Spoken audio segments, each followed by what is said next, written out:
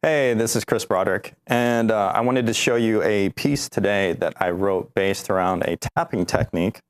It's basically from all of the influences that I had heard of great pianists playing on their pianos, and a lot of my two-handed technique is actually borrowed from a lot of those pianists. But it's the idea of taking arpeggios up in sequences of fourths and really in any type of sequential pattern that you want, that sometimes with a picked or left-hand fingered pattern can be quite difficult. It's also got some cool little altered chords in it. It's got a Neapolitan chord and a augmented 3 chord and, you know, just your whole diminished 7 chord. So it's got some cool altered chords in it as well.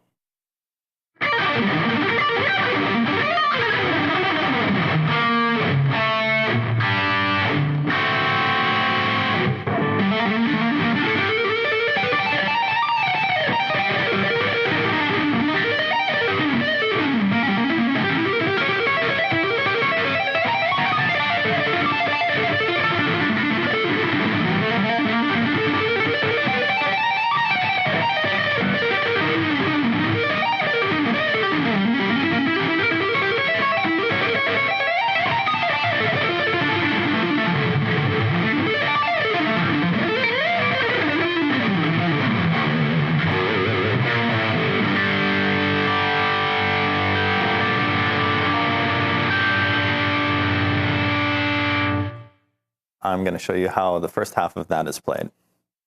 Starts off with a good old G minor second inversion arpeggio with a little triad turnaround, and then goes to root with another little triplet on the top, and then it goes into a G minor scale, harmonic minor,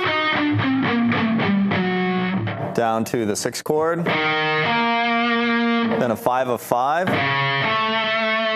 a 1 first inversion,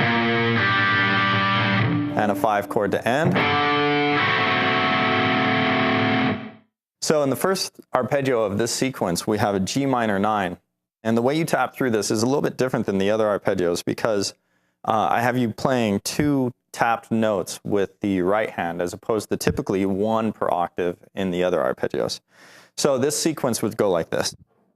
Go G, A, B flat, pull off to G. That's the first sequence. Then it goes A, B flat, D, A. And at this point, I think when you pull off to the A, you actually go to your index finger. Yeah, and you go to your index finger. And then you would continue on with the sequence up the string. So ultimately, this hand, your right hand, is going to be playing both the B flat and the D at some points. It's a little bit of a trade-off, and probably I would say, well, I wouldn't call it the trickiest of all the arpeggios, but that's what makes this one quirky. So we've got...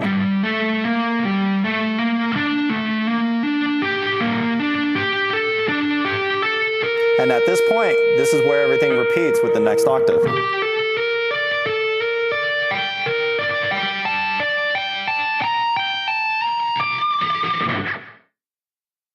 So then we descend through the harmonic minor. And at the B flat, at this tapped B flat, is where the next arpeggio starts, which is the Neapolitan chord in this key, which is E flat major 7. So we get...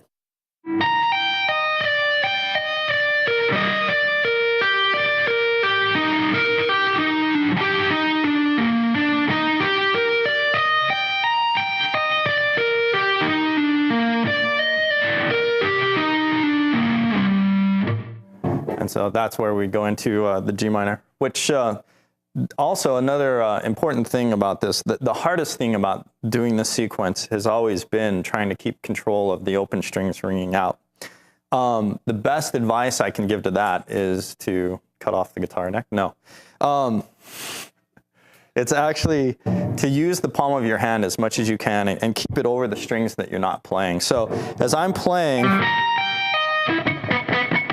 I I try and keep the B and everything below it muted as well as I can. It's a difficult task, and again, to me, it's what makes this piece so difficult to play.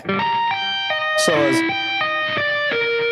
as I roll through those notes, gradually rolling off my palm, but trying to keep it over as many strings as I possibly can.